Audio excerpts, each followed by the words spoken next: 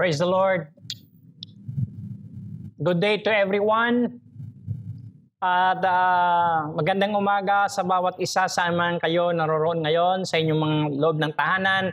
Kayong lahat na nakatunghay ngayon, nakikinig sa ating online service na ito.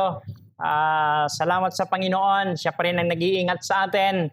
At ingatan din kayo ng Panginoon. Kung ano yung lugar na kinaroroonan ay kasalukuyan na under ACQ, ay ingat-ingat po at sumunod tayong lahat sa health protocols dahil yun ay para sa ating lahat.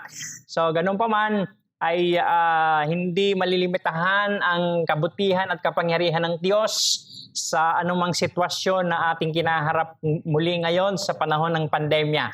So ang Panginoon sa kanyang salita ay handa at willing ang Diyos na gumawa ng mga pagpapala na tatanggapin natin. Kaya sa umagang ito, welcome sa ating gawain at ating online service na ito at pagpalain kayo sa inyong mga tahanan. Ganon din, sino man na gusto ninyong maabot din ng pagpapala sa pamagitan ng salita ng Diyos ay inyong i-share ang ating service na ito sa iyong mahal sa buhay, kamag-anak, kapatid, kaibigan o nasa man silang lugar ay kaya po silang abutin ng pagpapala ng Diyos sa pamamagitan ng kanyang mga salita. So ngayong umaga ay muli ay welcome sa ating gawain sa umagang ito. Purihin ang Panginoon. Hallelujah. Hallelujah.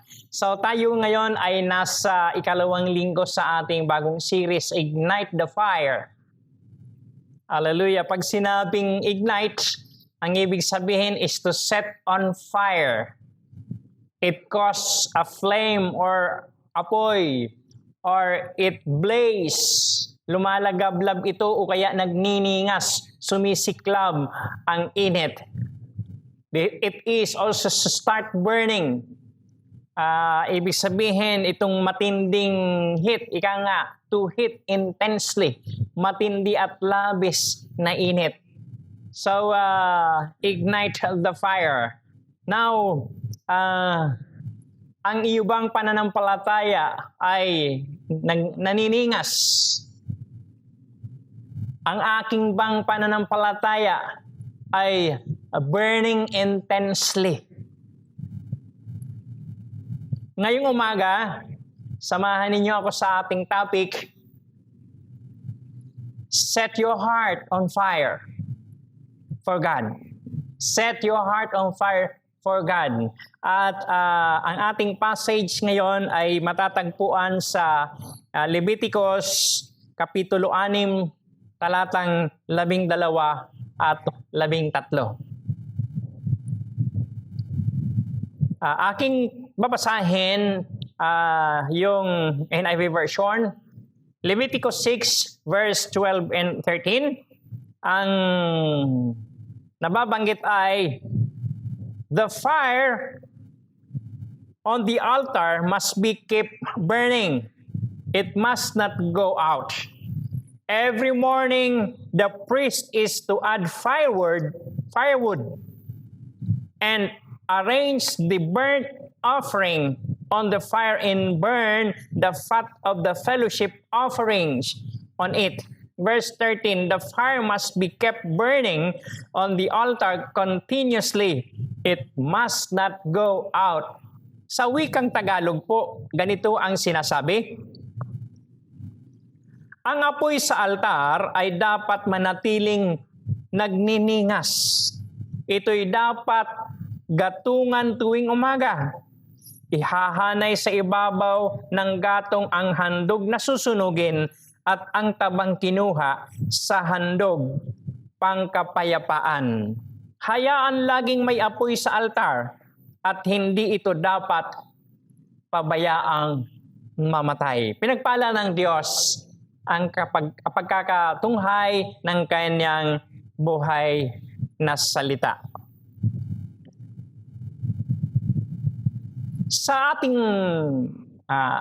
passage na ating binasa, ay ang binabanggit doon ay yung fire Ang fire dito is a symbol of love that must be fed and keep growing to keep warm.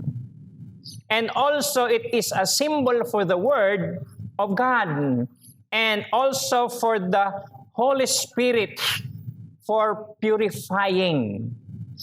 At ang burnt offering naman ay ang voluntary devotion and dedication continually na ino-offer sa Diyos. Mayroong mga bagay na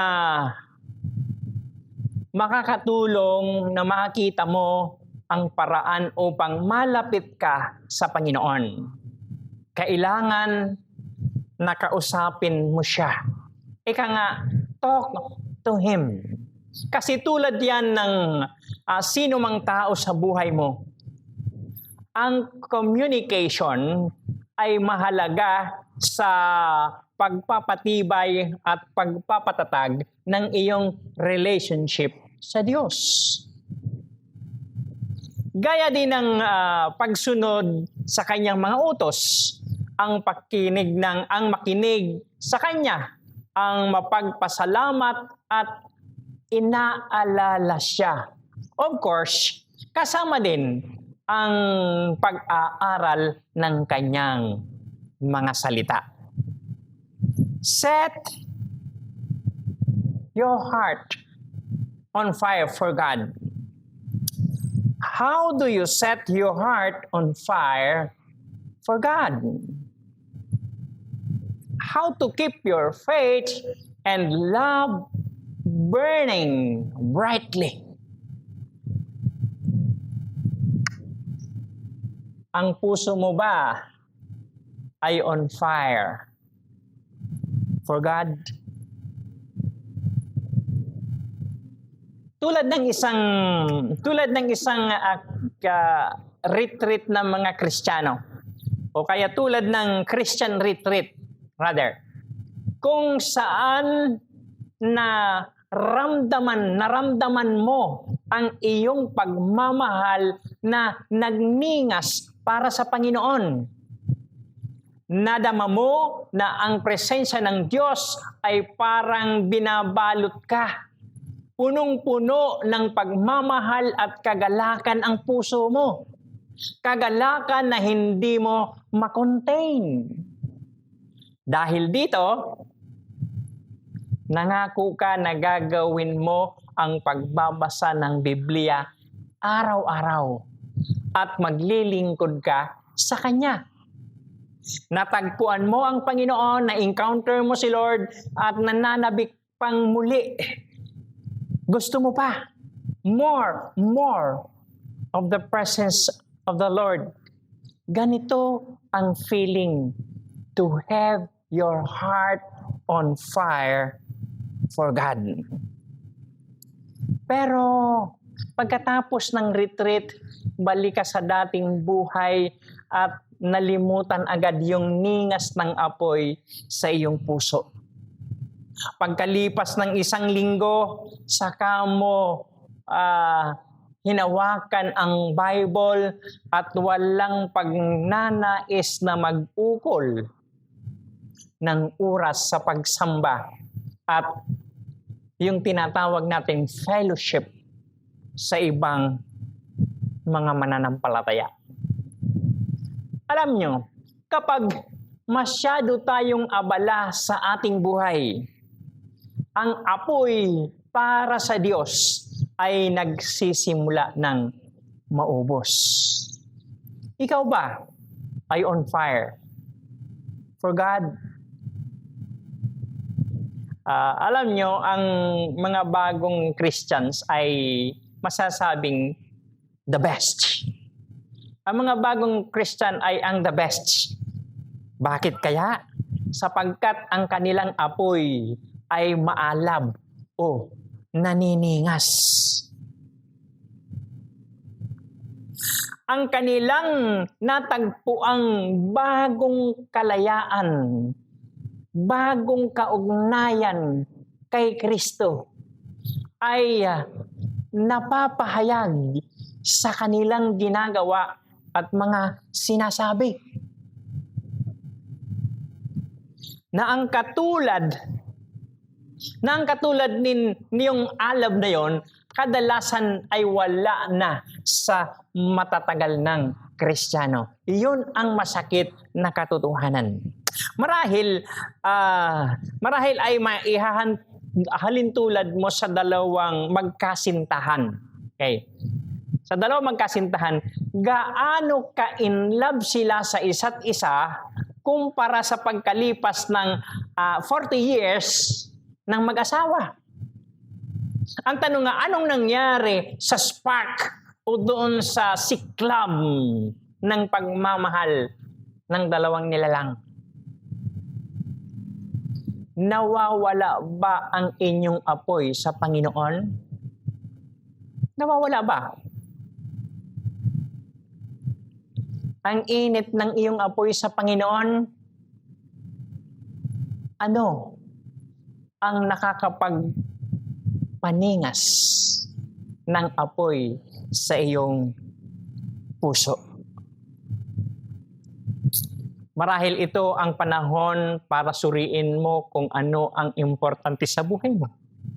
Kadalasan ay may panahon tayo para isipin yung mga importante sa buhay natin.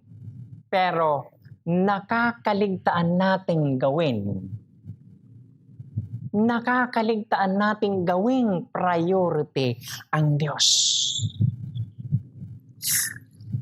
Alam niyo bang madaling mawala ang iyong apoy sa Panginoon kung hindi intentional na i-develop ang ating relationship sa Kanya? Babalik at babalik. Babalik at babalik ka sa kinasanayan. Alam niyo, kapag nangyayari yon, ito yung panahon ng love ni Satan. Love ni Satan ang ganitong panahon sapagkat nawawala si Jesus sa iyong paningin.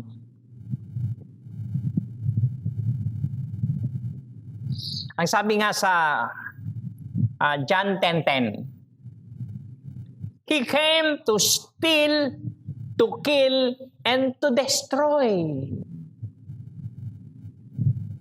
He came to steal, to kill, and to destroy. Pero may pag-asa na makalaya sa kinasasadlakan and you can set your heart on fire again. Hallelujah! Hallelujah!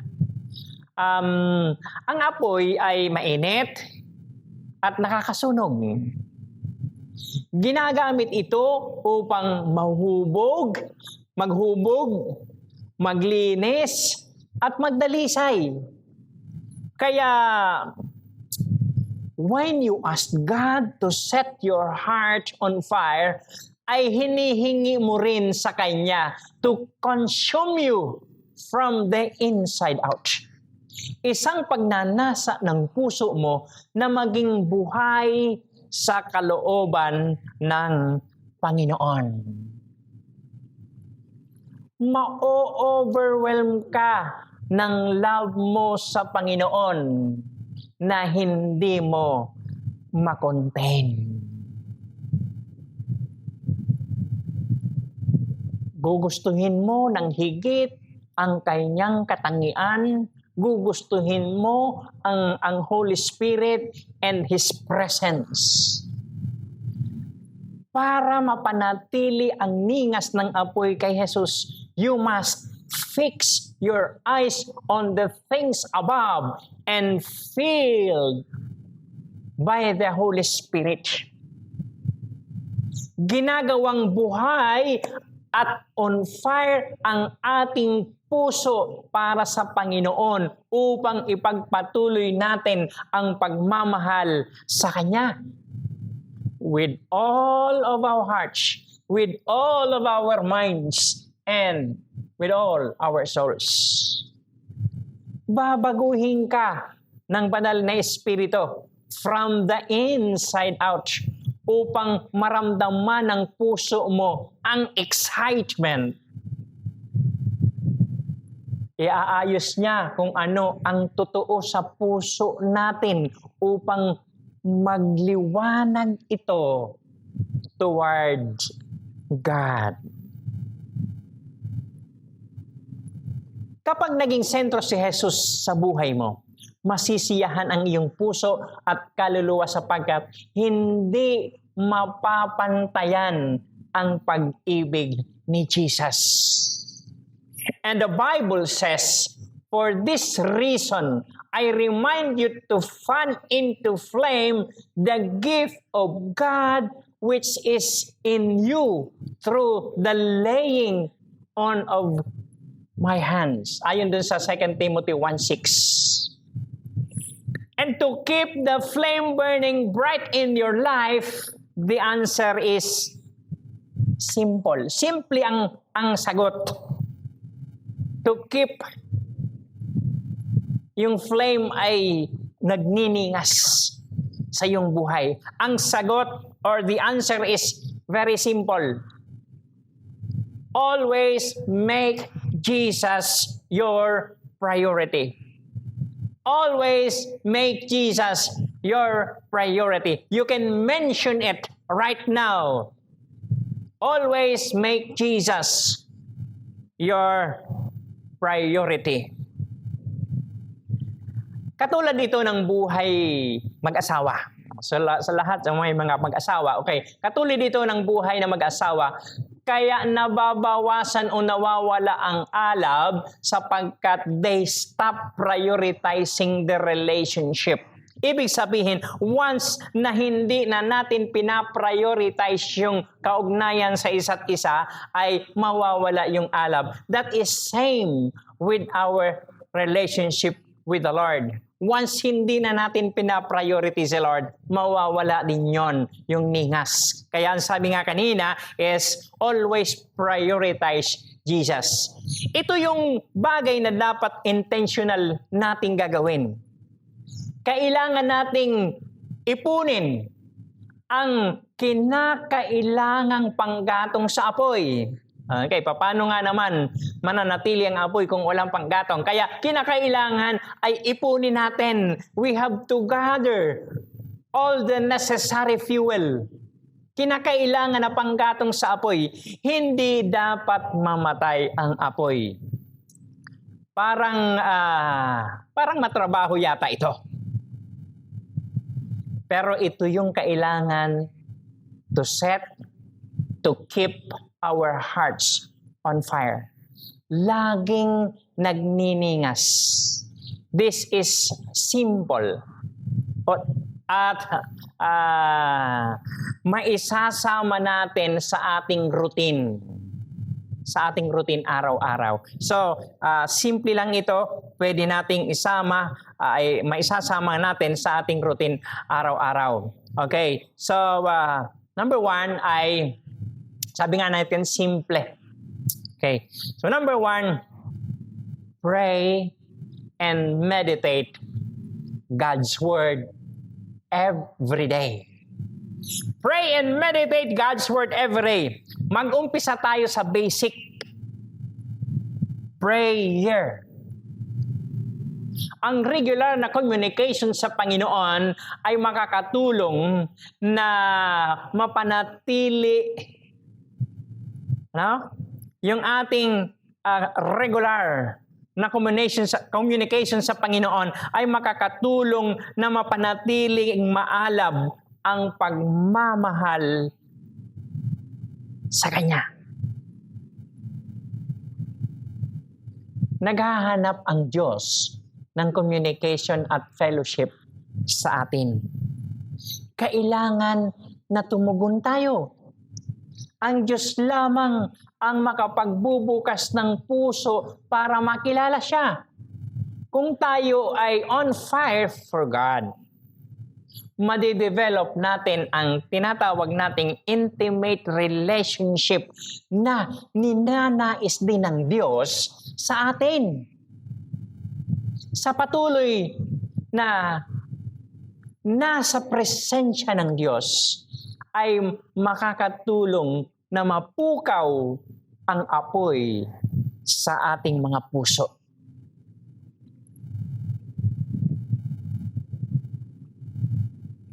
Hayaan mong maglagablab ang apoy sa puso and prayer with the Lord. And in meditating the Word of God, marami kang matutuklasan tungkol kung sino siya, tungkol sa kanyang pag-ibig at tungkol sa biyaya sa kanyang mga anak. Bulay-bulayin ang salita ng Diyos at kailangan maging buhay ito sa iyo. Malaman mo kung paano siya gumagawa sa bawat circumstance sa buhay mo. So hayaan mong mababad sa salita ng Diyos ang iyong isip at puso. And learn about Him in the Bible. Learn about Him in the Bible. Ang sabi sa Lucas 24 talatang 32 ay ito yung tungkol sa dalawang tao dito. Yung dalawang tao dito ay nag-aalab ang puso sa salita ng Diyos. Hindi sila nag-aksaya ng sandali at sinabi nila sa mga disciples na si Jesus ay nabuhay na muli. Dinala nila,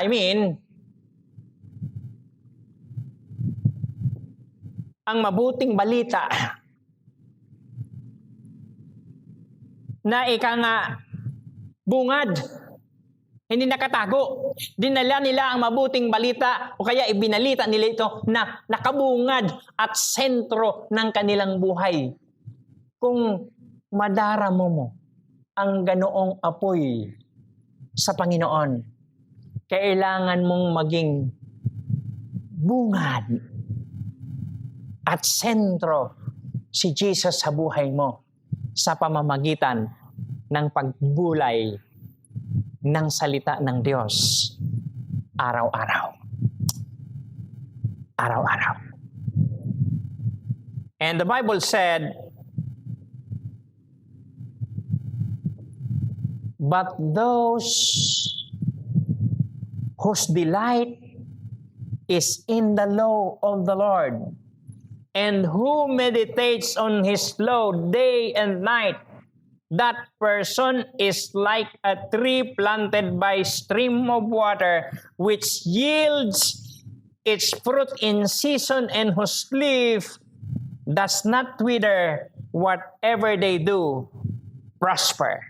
Psalms 1, 2 and 3.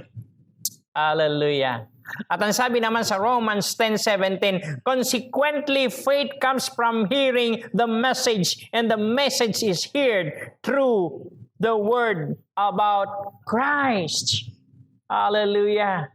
Hallelujah. Purihin ang Panginoon. Yung nagbubulay-bulay ng salita ng Diyos araw-araw. Sabi nga niyan, siya ay is like a person.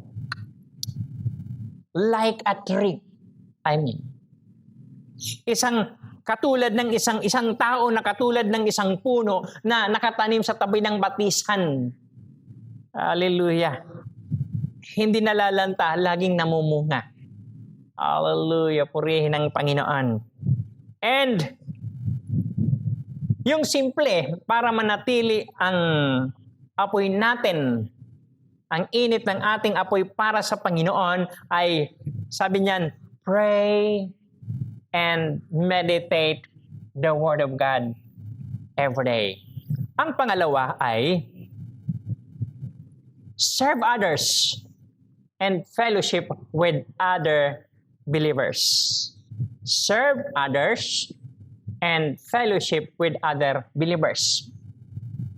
Now, kapag alam nyo, kapag nakapaglingkod at nakatulong ako sa iba, kahit paano, Yung pagtulong, yung nakakayanan. Pero sa panahon na nakapaglingkod ka at nakatulong sa iba, ay lagi akong nagkakaroon ng feeling of joy in the inside, sa aking kalooban.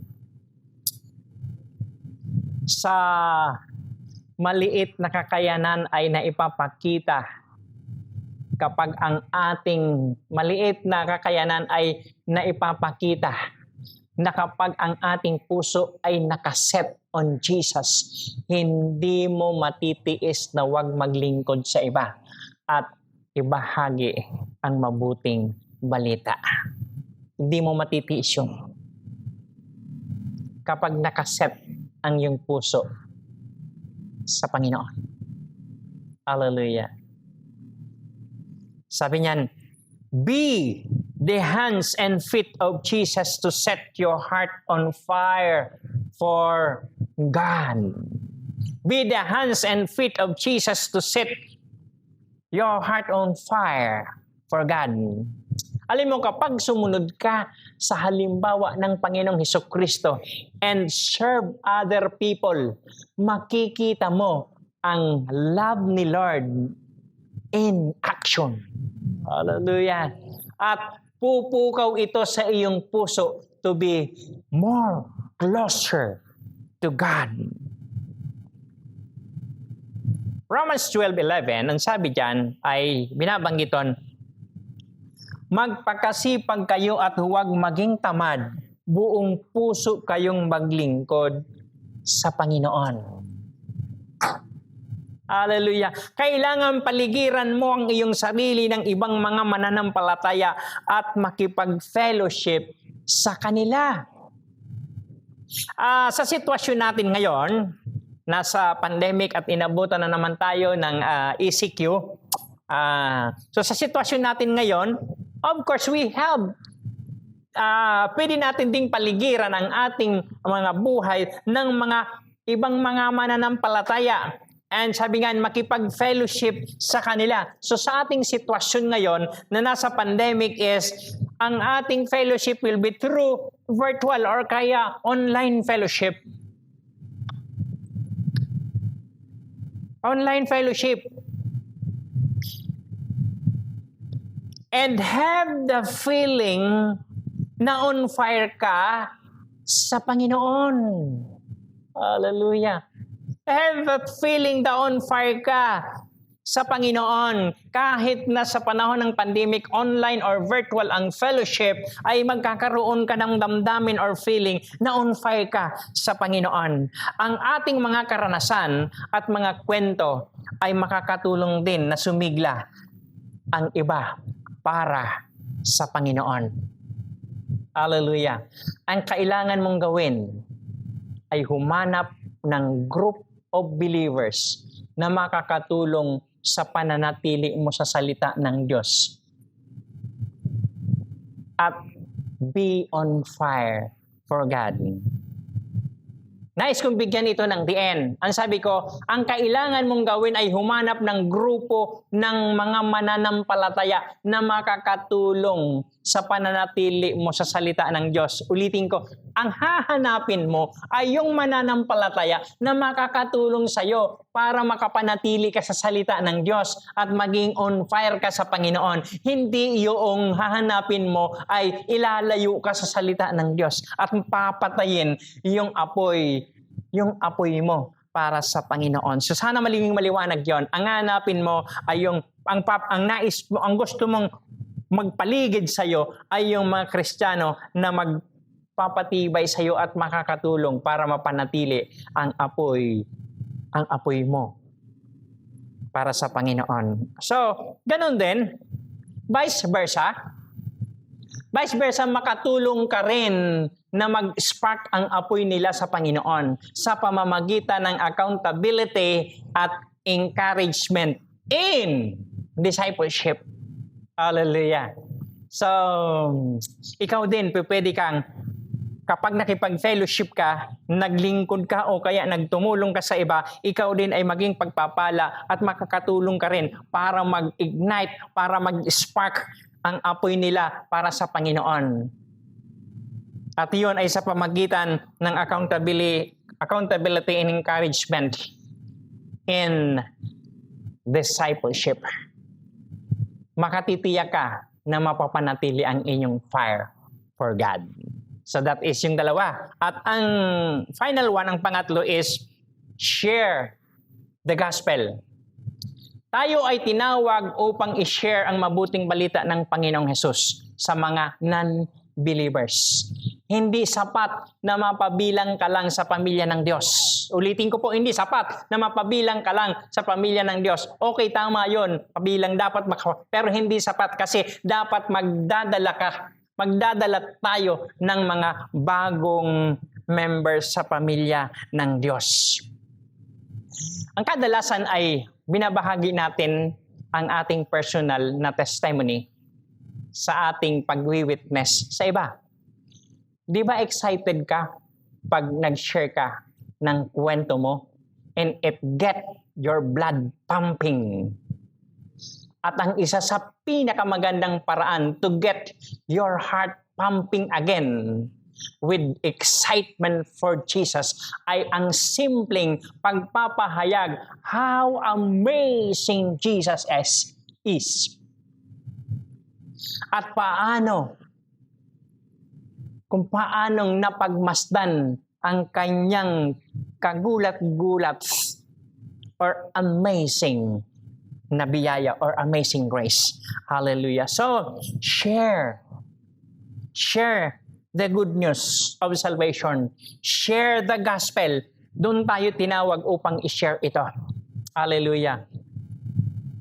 Dapat maging member ka, bahagi ka ng pamilya ng Diyos, pero hindi sapat yung kinakailangan ay tayo rin ay magdadala ng panibagong mga member para sa Panginoon. Hallelujah. To go to conclusion, hallelujah. Hallelujah. Pag-alabin muli ang iyong faith and love for Jesus. Ibig sabihin, alisin ang dating sarili at ipakita ang bagong pagkakakilanlan.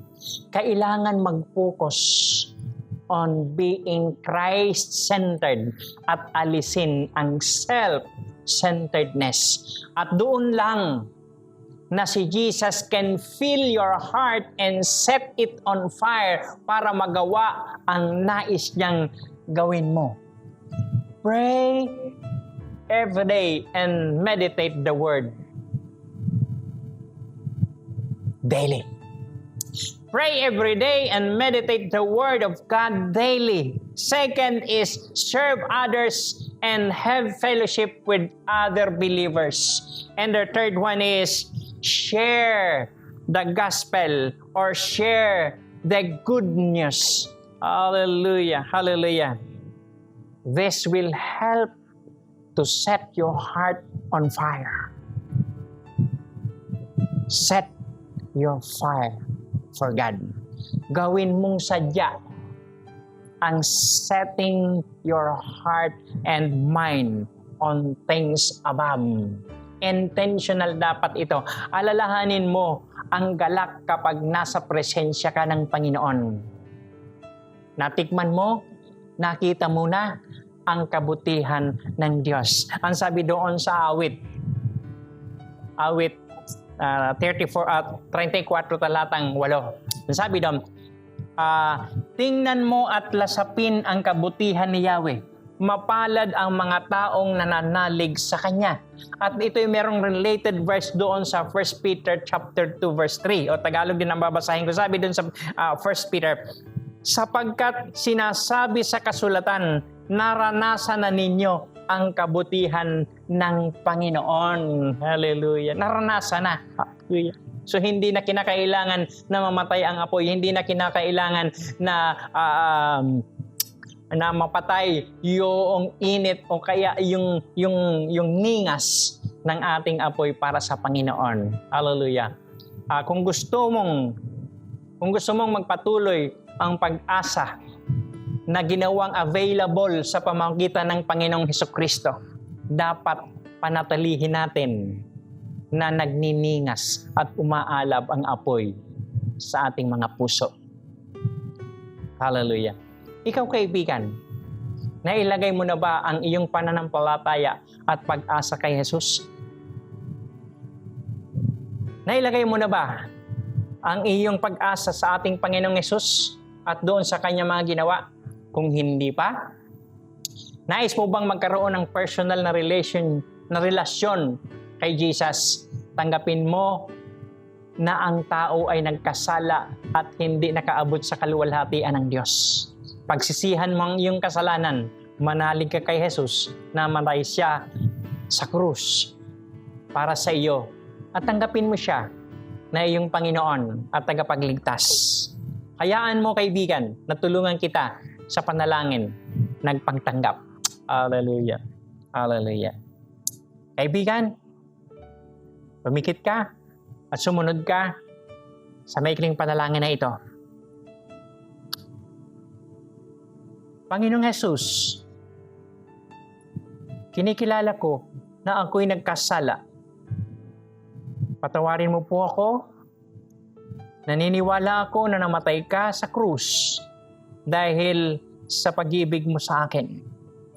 Jesus, sa oras na ito, pumasok ka sa aking puso.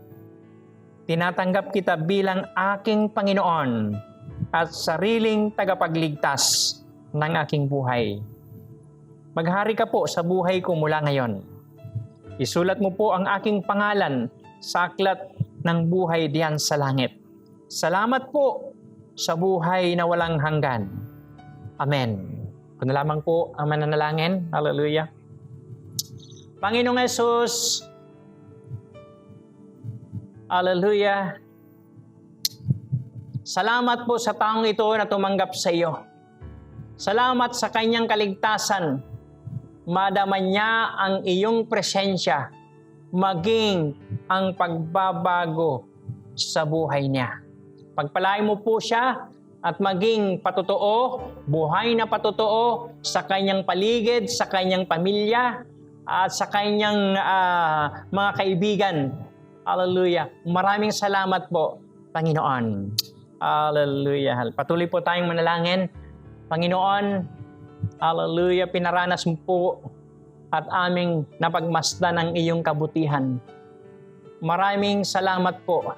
Dalangin po namin na sa oras na ito, patuloy po na mapuno ng init ng pagmamahal ang aming puso para sa iyo. Matuto po kami na lalong magtiwala sa iyong kapangyarihan at sa kagandahang loob. Matuto po kaming magbabad sa iyong mga salita at maging buhay ito sa aming mga buhay. Hallelujah. Puspusin mo po kami ng iyong kapangyarihan, O Santong Espiritu. Panatilihin mo po ang apoy sa aming mga puso at huwag manghinawa sa paglilingkod sa iyo at sa aming kapwa. Maging marubdob po ang aming pag-share ng iyong mga salita. Panginoon, hallelujah, sa oras na ito,